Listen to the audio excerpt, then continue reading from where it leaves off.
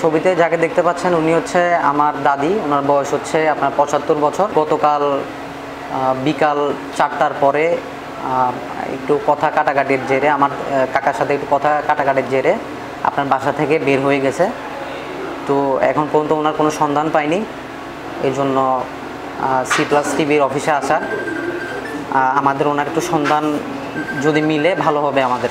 আমরা জিডি করছি হচ্ছে আপনার, আমরা বাইজি থানার আওতাধীন বাইজি থানায় গিয়ে সেকেন্ড অফিসারের সাথে কথা বলে জিডি করেছি, এবং সেকেন্ড অফিসার জিডি করার পরে আমাদেরকে বললো যে আপনারা C+ টিভিতে গিয়ে বিষয়টা ওনাদেরকে জানান, ওনারা কি করতে পারে, ওনারা একটা ব্যবস্থা করে দিবে।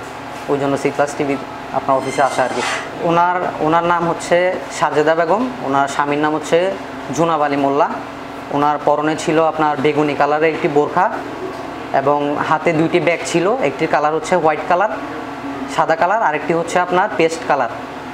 উনি আপনার রাগ করে বাসা থেকে চলে গেছে, ওনার ছেলের সাথে কথা কাটাকাটির জেরে বাসা থেকে চলে গেছে। ওনার ঠিকানাটা হচ্ছে আপনার আমিন কলোনি, আমিন জুট মিলস এরিয়া, মমতাজ মুন্সির বাড়ি, বাইজি থানা আওতাধীন, চট্টগ্রাম।